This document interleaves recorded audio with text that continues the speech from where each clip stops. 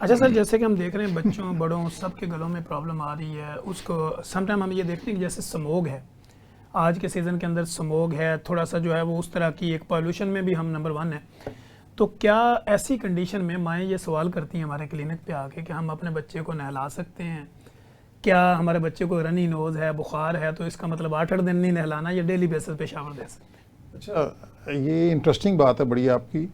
होता ये कि जो स्मॉग वगैरह जितनी भी चीज़ें हैं ना, एक तो ये है कि इनसे आपने बचना है। अभी ट्रैफिक कहीं जैम होती है तो इतना धुआं होता है, उसकी वजह से प्रॉब्लम होती है। सर इस सारे मसले में जितने ज़्यादा आप सफाई का ध्यान रखेंगे उतना ही बेहतर रहेंगे। ठीक है। और तो और मैं ये समझता हूँ कि एक तो नहलाना, और आजकल जैसे सर्दियाँ शुरू हो रही हैं, नीम गर्म पानी के साथ नहलाएं। ठीक। और दूसरा ये कि स्टीम इनहेलेशन बहुत इंपॉर्टेंट है इसके अंदर, ठीक है। ताकि वो बच्चे फ्रेश हो जाएं। तो इसलिए जहाँ हाइजीन की बात होती है, डेली नहलाना चाहिए, उसमें कोई ऐसी पाबंदी नहीं है और उसका कोई नुकसान नहीं, बल्कि उल्टा फ़ायदा है। हाइजीनिकली ठीक रहेंगे तो आप सेहतमंद रहेंगे इंशाल्लाह। ठीक हो गया सर। जैसे डेंगू हम देख रहे हैं, बच्चों में अगर कोई डेंगू फीवर होता है तो क्या हाई ग्रेड फीवर में भी बच्चे को नहलाया जा सकता है? ओके, ये भी बड़ी अच्छी चीज़ है। गुजारिश ये है कि हाई ग्रेड फीवर का इलाज ही आमतौर पे, जब पहले हम पट्टियाँ करते होते थे, आपको याद ऐसे ही होगा, सर। और लेकिन उसमें पट्टियों करने में ना, लोगों को पट्टियों करने का प्रॉपर तरीका भी नहीं पता होता। ठीक। वो पट्टी माथे पे रख के भूल जाते हैं कि जी ये पट्टियाँ हो रही ठीक। हैं। बेसिकली आपने बॉडी को वेट करना होता है, और बॉडी हीट के थ्रू वाटर वेपराइज होता है, वेपोरेट करता है। ठीक। जब वेपोरेट करता है तो साथ साथ हीट चली जाती है। ठीक। तो अगर किसी को हाई ग्रेड फीवर हो तो उसको तो ज़रूर नहाना चाहिए। उसकी एक वजह और भी है, वो वजह ये कि जिन बच्चों में अगर इम्यूनिटी भी कम है, और छोटे बच्चों में ख़ास तौर पे अगर हाई ग्रेड फीवर ज़्यादा परसिस्ट करे तो वो ब्रेन को भी इफेक्ट कर सकता है। तो हमारी कोशिश होती है, फेब्राइल फिट्स भी हो सकते हैं इवन बच्चों को, इसलिए उनका फीवर डाउन करना ज़रूरी है। आप देखें कि समटाइम्स एमरजेंसी में भी अगर कोई बच्चा बहुत हाई ग्रेड फीवर के साथ जाए तो डॉक्टर साहिबान उसको उधर भी कहते हैं पट्टियाँ करें, नहला दें, इसको देख लें।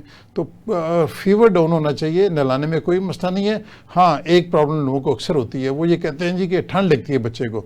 तो अब याद रखें, जब बुखार तेज़ हो रहा हो या कम हो रहा हो, दोनों सूरतों में ठंड लगती है, तो इसलिए आपने घबराना नहीं है, आपने नहलाना है और टेम्परेचर को कंट्रोल करना है। ठीक।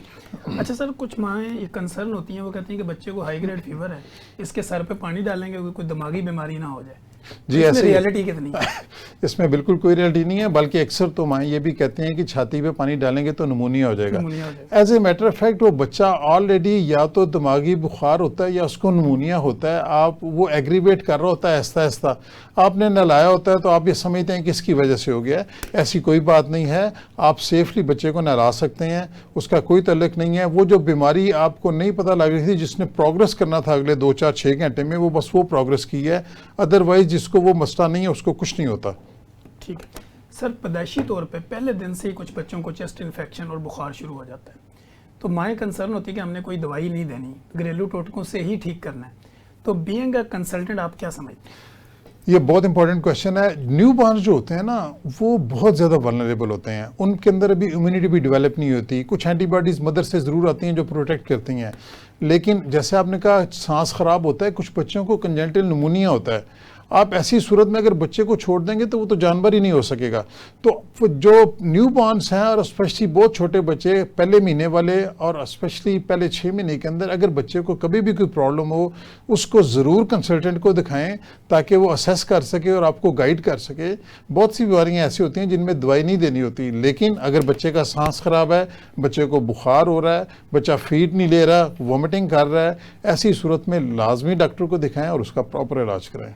ठीक हो गया सर। कहा यह जाता है कि फार्मूला मिल्क और डॉक्टर, इनका रिलेशन आपस में मजबूत रहता है, तो क्या मदर फीड बेहतर है या फार्मूला मिल्क?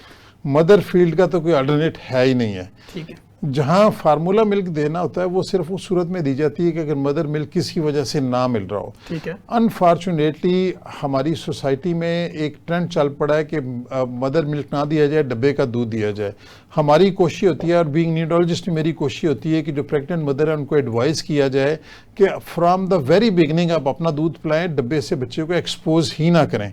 और जो बच्चे माँ का दूध पीते हैं उनमें इम्यूनिटी भी स्ट्रांग होती है, वो फाइट भी कर सकते हैं, और सबसे इम्पॉर्टेंट बात कि माँ का और बच्चे का बॉन्ड बहुत स्ट्रांग हो जाता है। बच्चे को वार्मथ मिलती है, दूध को आपको बॉयल नहीं करना पड़ता, रेडीमेड मिल जाता है, और जो बहुत सी ऐसी चीज़ें हैं, ओलिगोसैकेराइड्स ऐसे होते हैं जो कि दूसरे मिल्क में हैं ही नहीं है अभी भी। तो माँ के दूध का कोई मुतबादल नहीं है। मजबूरन में अगर आपको कभी यूज़ करना पड़े तो करें, और एज सून एज पॉसिबल माँ के दूध पे शिफ्ट हो जाएं।